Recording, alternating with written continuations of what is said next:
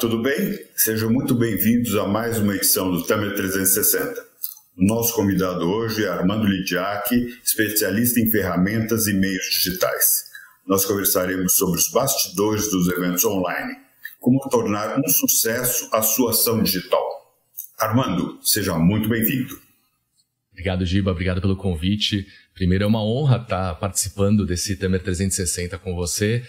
A gente é parceiro, né? A gente já trabalhou bastante vezes juntos. Tenho uma admiração enorme pelo seu trabalho, por tudo que você exerce.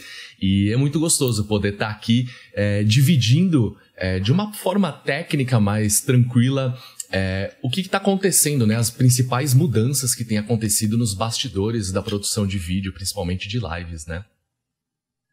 Exato. É exatamente aí que eu queria começar com você. Quais foram as principais transformações que você observou nesses eventos online, principalmente depois do evento da pandemia, quando deixamos de ter os eventos presenciais, que eram todos feitos com uma grande estrutura, com grandes gastos, e que hoje se tornaram uma febre e existe até uma grande concorrência, principalmente em alguns horários. Queria que você me desse, nesse primeiro momento, um panorama desse mercado. Maravilha, Giba. Essa mudança, a pandemia trouxe uma mudança muito forte, né? A gente já vinha numa crescente de lives, as principais empresas do Brasil, de todos os segmentos, já vinham buscando a produção de lives para ter um engajamento, né? Um alcance maior referente àquilo que eles estavam apresentando, mostrando, enfim. E aí, com a entrada da pandemia, quando a gente pensa que todo mundo teve que ficar de alguma forma dentro de casa, que todo mundo teve que se adaptar, né, ao cenário que vinha acontecendo, houve uma crescente muito grande. E é interessante ver que, assim, empresas que nunca haviam pensado em trabalhar com live passaram a trabalhar com live. A gente viu muitos artistas, né, também naquele início da pandemia fazendo shows para arrecadar alimentos, enfim, para poder de alguma forma suprir os mais necessitados, mas foi interessante ver o como isso veio caminhando e o como isso foi abrangente, porque ninguém nunca imaginava que você iria de repente assistir um show de um artista que você gosta direto do sofá de casa. E isso foi tão bem aceito de uma forma geral para todo mundo, que inclusive as empresas notaram isso. Elas notaram que o evento delas podia estar na casa das pessoas, né? No home office das pessoas, por assim dizer. E aí houve essa crescente. Então, o que algo no passado era visto com uma certa estranheza, até principalmente pelos mais conservadores, com o passar do tempo se tornou natural, né? Essa migração, essa cultura de que você não precisa estar no lugar, né, para fazer acontecer, que as pessoas conseguem se conectar de diversas formas, né? Uma coisa que eu gostaria de saber de você e que eu mesmo tenho essa curiosidade.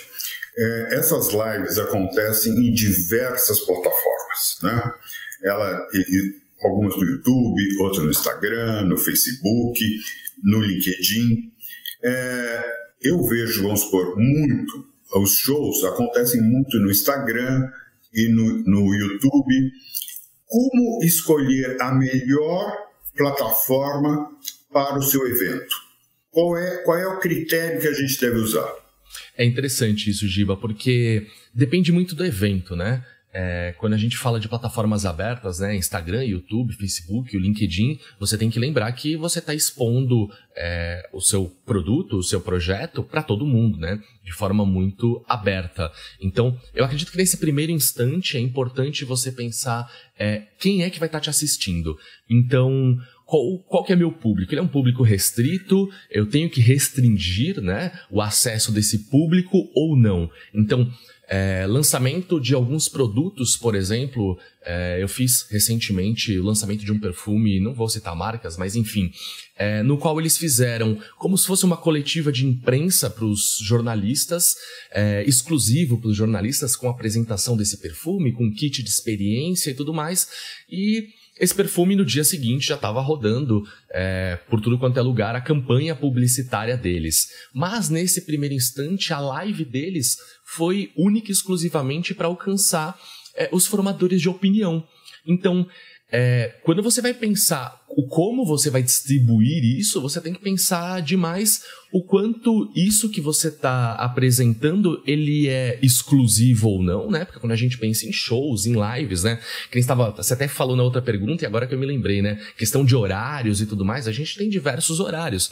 Então, por exemplo, tem muita gente que vende, por exemplo, curso de meditação. E qual que é o melhor horário para meditar? É o horário da manhã, que é quando você acorda, você de repente consegue se focar, ou no final do dia. Então, para eles, no meio da tarde, eles não vão conseguir engajar com o público, né? Eles não vão conseguir trazer o público para perto deles, porque a pessoa está na atividade e tudo mais, não vai conseguir meditar. Se a gente for pensar num show, por exemplo, não tem por que eu fazer o show numa plataforma restrita, a não ser que eu cobre ingresso. Então, se eu não cobro ingresso, quanto mais público eu tenho, melhor. E aí, quais as principais plataformas? A gente tem que pensar quem trabalha praticamente 100% com vídeo. Então, é o YouTube? A gente coloca o show no YouTube.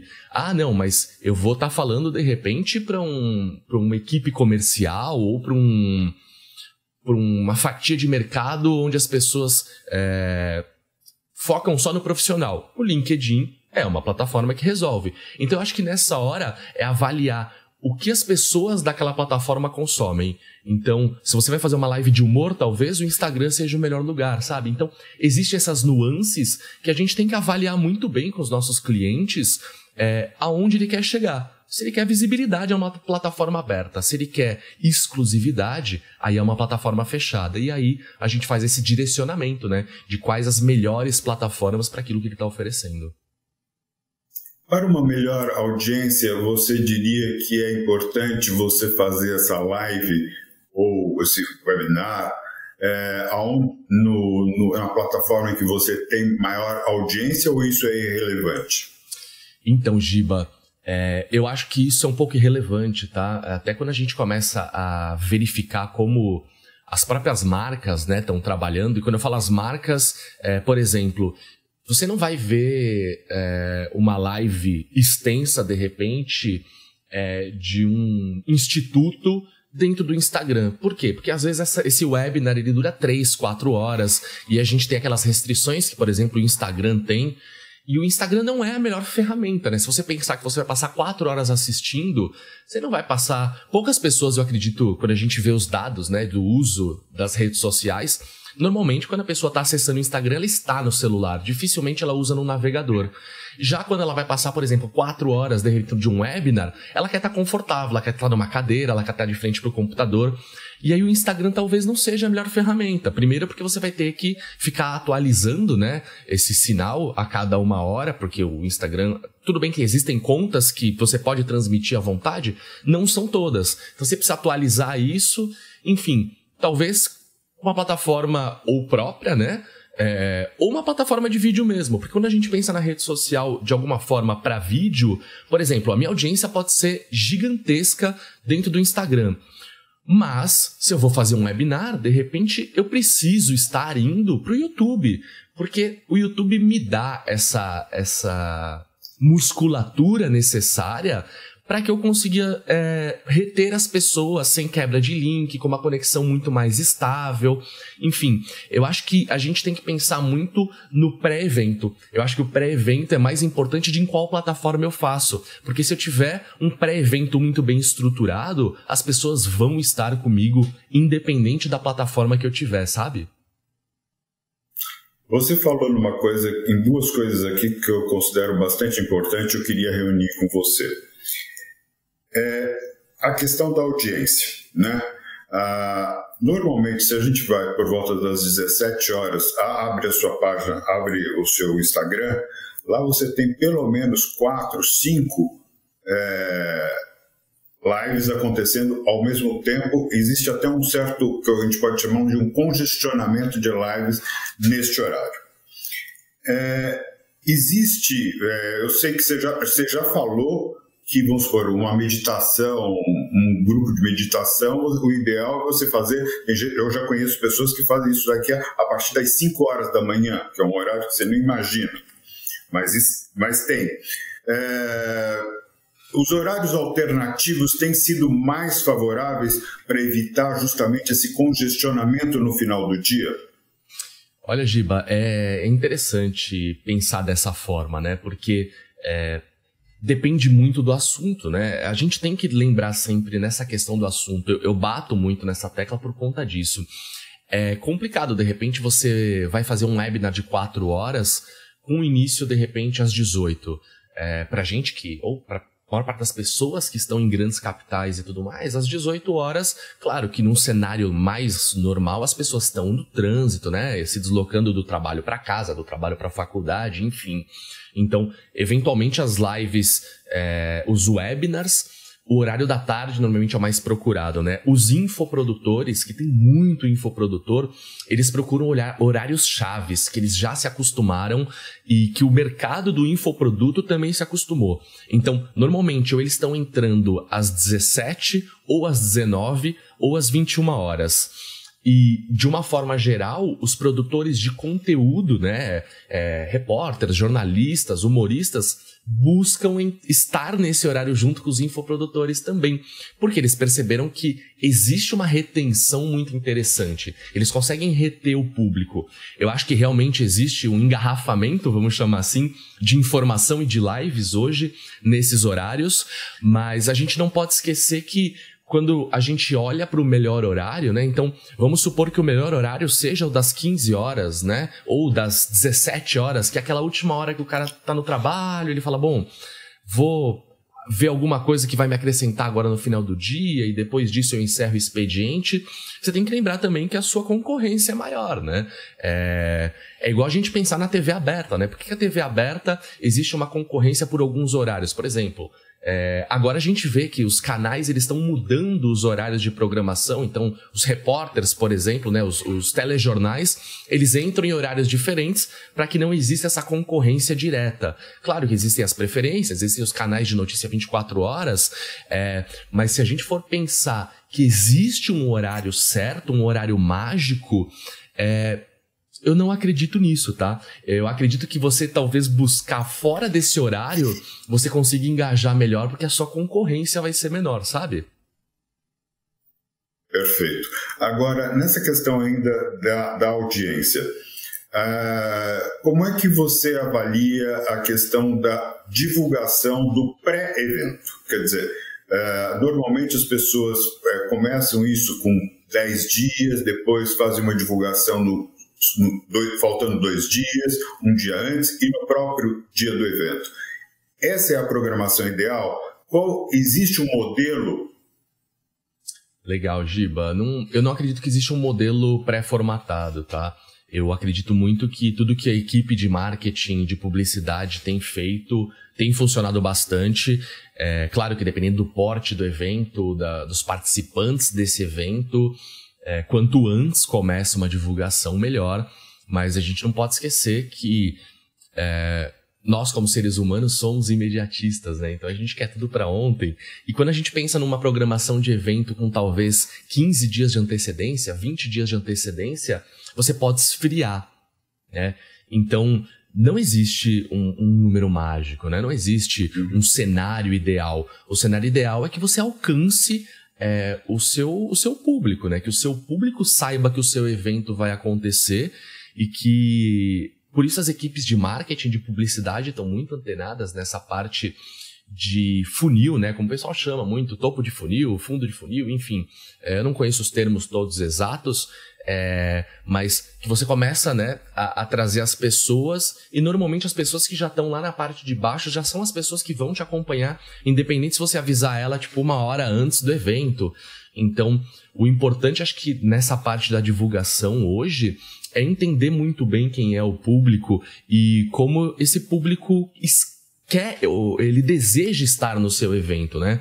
Eu falo porque, por exemplo, minha mãe faz faculdade de assistência social e todo dia de tarde tem live de fundações, de grupos de estudo, de movimentos por uma igualdade social, e eu fico olhando e eu falo, caraca, como assim de segunda a sexta você tem evento acontecendo e sempre com uma média de audiência que existe um platô, né? Vamos chamar assim, esse nome também já tá bem batido, mas existe aquela aquela aderência meio que padrão de que você tem 1.000 pessoas. Se você olhar, aqui tem menos pessoas, talvez durante a semana tem 700, aqui tem mais, tem 1.500, mas fica sempre nessa média. Então, mais importante do que o tempo que você vai programar, né, que você vai divulgar o seu evento, eu acho que nessa parte de produção de live é conseguir trazer o seu público para perto e saber que o seu público vai querer te assistir,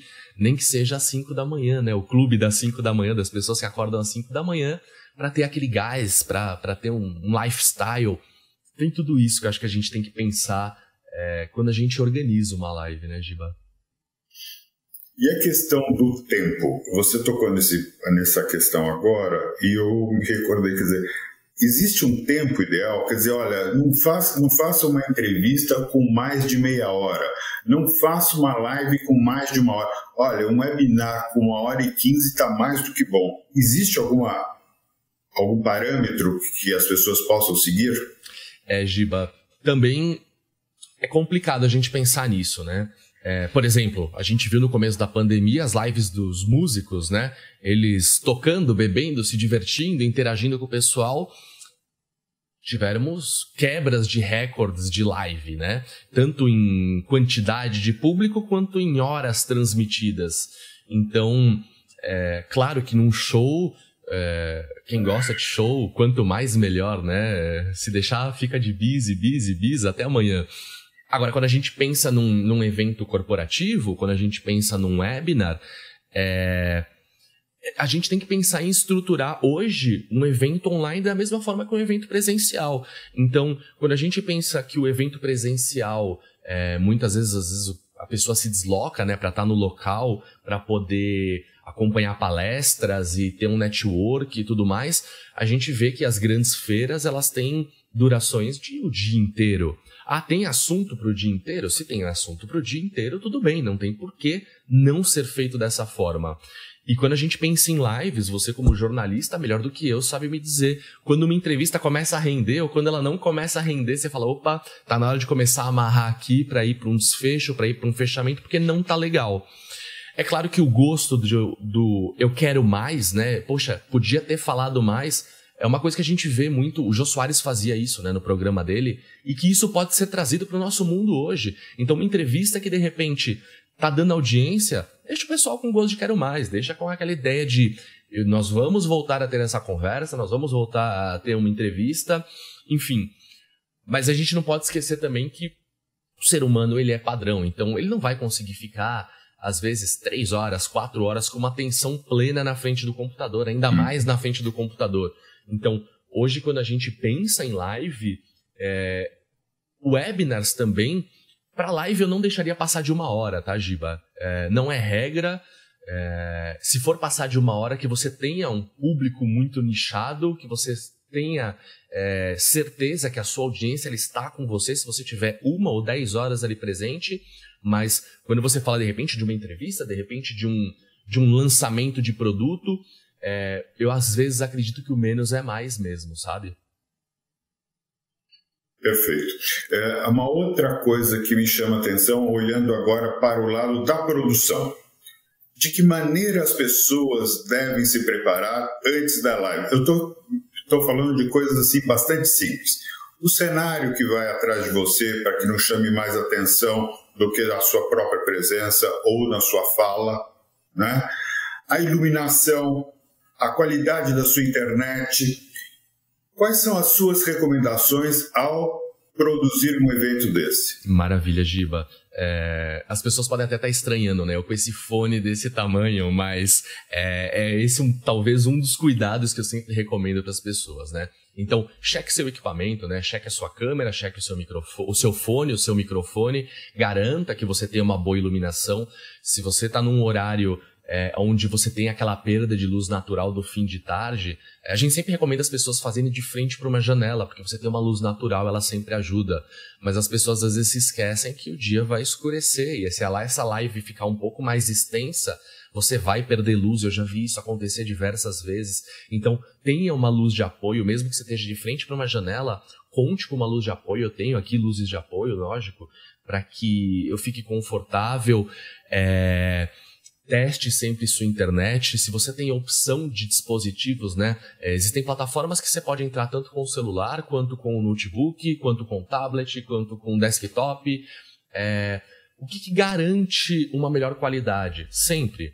Se a gente faz o evento online, você precisa de uma boa internet. Então preze sempre por uma internet cabeada, preze sempre por um horário que de repente quem tem filho, os filhos não estejam de repente jogando ou assistindo lives também nesse mesmo momento, porque a gente sabe que apesar da banda larga estar muito boa, principalmente nas grandes capitais, não é assim em todos os lugares, né? Você tem oscilações, e da mesma forma que a gente pensa, né, no congestionamento de lives, existem os horários que as pessoas usam mais a internet, enfim, que consiga controlar da mínima forma possível isso. Então, o que eu sempre recomendo, fone, microfone, câmera ok, se possível um computador plugado, né, com o cabo de rede, para que você mantenha uma estabilidade de conexão e não fique oscilando, tendo perda de sinal, e a luz. Então procure um lugar bem iluminado, onde não fique fazendo nada, faça sombra no seu rosto. Então, pensa como você gostaria realmente de se apresentar, né? Como eu gostaria de ser fotografado. Então, imagine mesmo uma fotografia. E aí, claro, na maior parte dos eventos, das gravações, sempre tem um diretor que dá um toque, que fala, olha, procura um lugar um pouco melhor iluminado, essa luz não está favorecendo, está muito lateral, está muito a pino, está muito para baixo, enfim. Sempre tem, na maior parte dos eventos, alguém cuidando disso, assim, com um carinho bem diferente, sabe? Agora, para a gente finalizar, eu vou te pedir duas coisas. Que você trace um perfil do que podemos esperar desse segmento de lives e webinar no momento em que as pessoas voltarem para o presencial, né, que já existe um movimento forte aí das empresas querendo retomar não 100% o presencial. O que você imagina? Isso aí veio para ficar justamente pela questão da redução dos custos, né?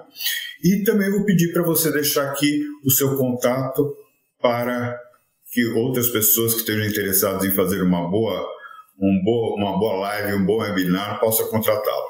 Maravilha, Giba. Então, cenário futuro, né? São palpites, né? E, enfim, eu aposto nos meus palpites muitas das vezes, com todo o otimismo do mundo, mas eu acredito na mudança de cenário. A gente vem de um processo muito longo, né? Onde todos os eventos, todos os networks eram feitos de forma presencial, até a própria captação dos eventos, né? Você não tinha a expansão dos eventos do mundo real para o mundo virtual, né? Então, eu noto que foi uma porta que se abriu, que certamente os eventos nunca mais vão ser os mesmos, até pela questão da facilidade de se acompanhar eventos. Então, mesmo que você tenha uma feira, um congresso, né? Normalmente as feiras hoje têm congressos, né? Tem 4, 5, 6 salas com assuntos diversos.